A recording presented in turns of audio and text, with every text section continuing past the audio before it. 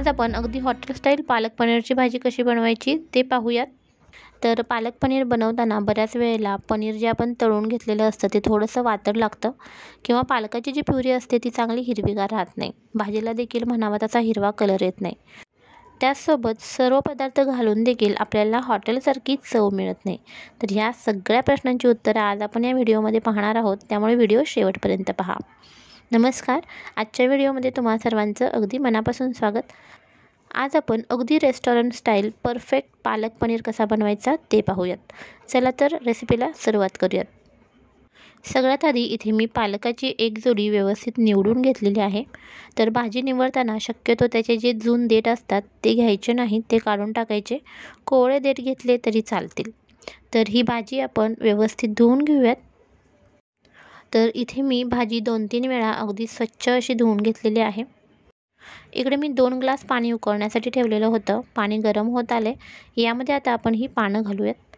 पानं घालून ही व्यवस्थित पाण्यामध्ये मिक्स करून घ्यायची।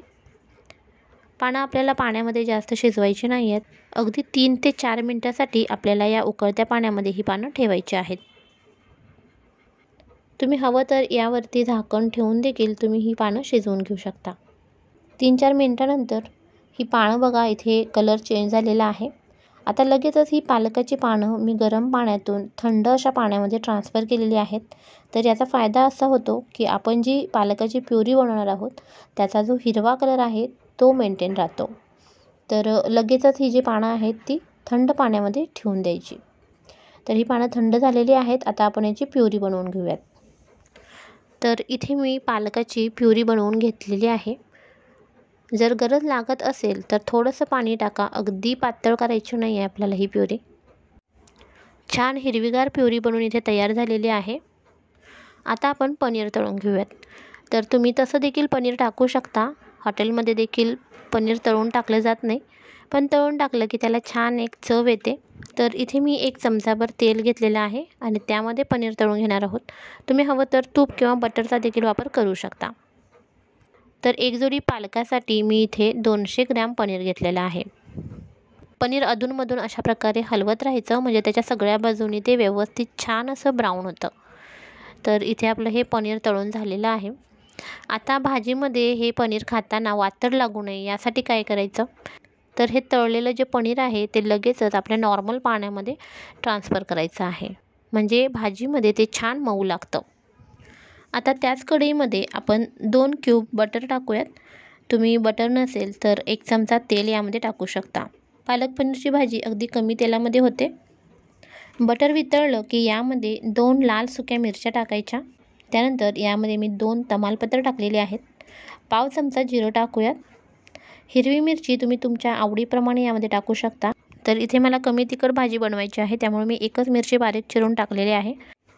तुम्ही पालकाची पानं बारीक करून घेताना म्हणजेच प्युरी बनवताना देखील त्यामध्ये मिरची टाकू शकता। आता हे सर्व मसाले मिरची आपण व्यवस्थित परतून घेऊयात। आता 1 मिनिटभर हे परतून झाल्यानंतर यामध्ये भरपूर सारी लसूण टाकायची। लसुणीमुळे पालक पनीर अतिशय चविष्ट बनतो।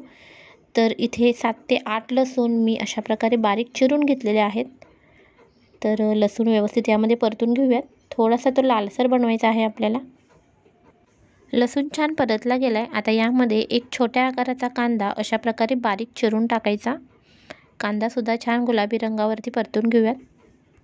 कांदा छान परतला गेलाय। यामध्ये पाव चमचा हळद घातली, यामध्ये पाव चमचा जिरा पावडर घालूयात आणि अर्धा चमचा धने पावडर घालायची आहे। आता यामध्ये आपण हिरवी कोथिंबीर घालूयात बारीक चिरून। फोडणीमध्ये बारीक चिरलेली कोथिंबीर घातली की याची चव अजून वाढते। आता हे सर्व एकदा व्यवस्थित मिक्स करून घ्यायचं।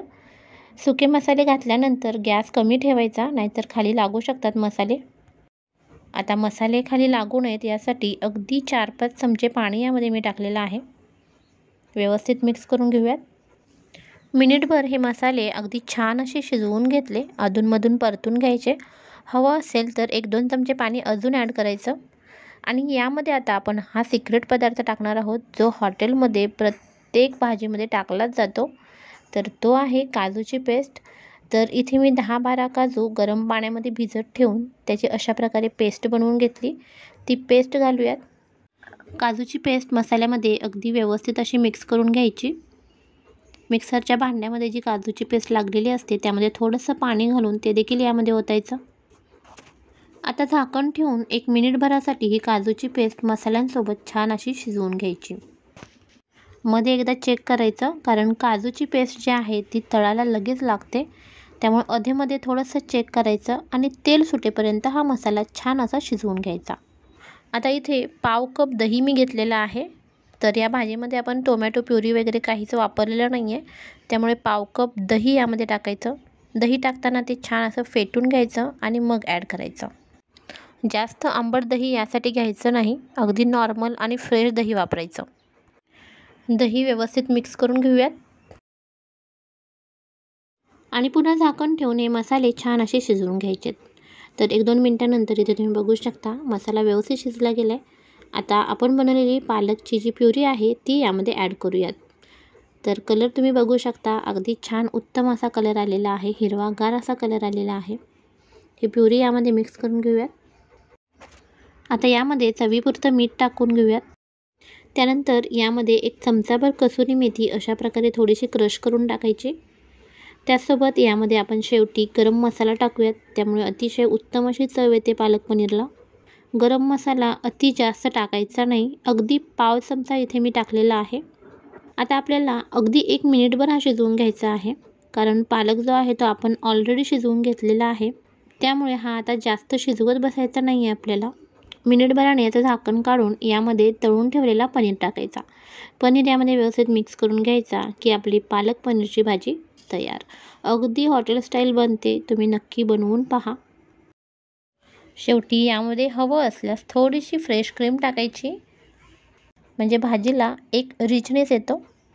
क्रीम आणि पनीर टाकल्यानंतर हळूवारपणे आपल्याला ही भाजी मिक्स करायची आहे, कारण पनीर जे आहे ते लगेच तुटू शकतं. त्यामुळे अगदी हळूवार हाताने हे मिक्स करून घ्यायचं. तर इथे बघा, हे भाजीवरती छान बुडबुडे यायला लागलेत.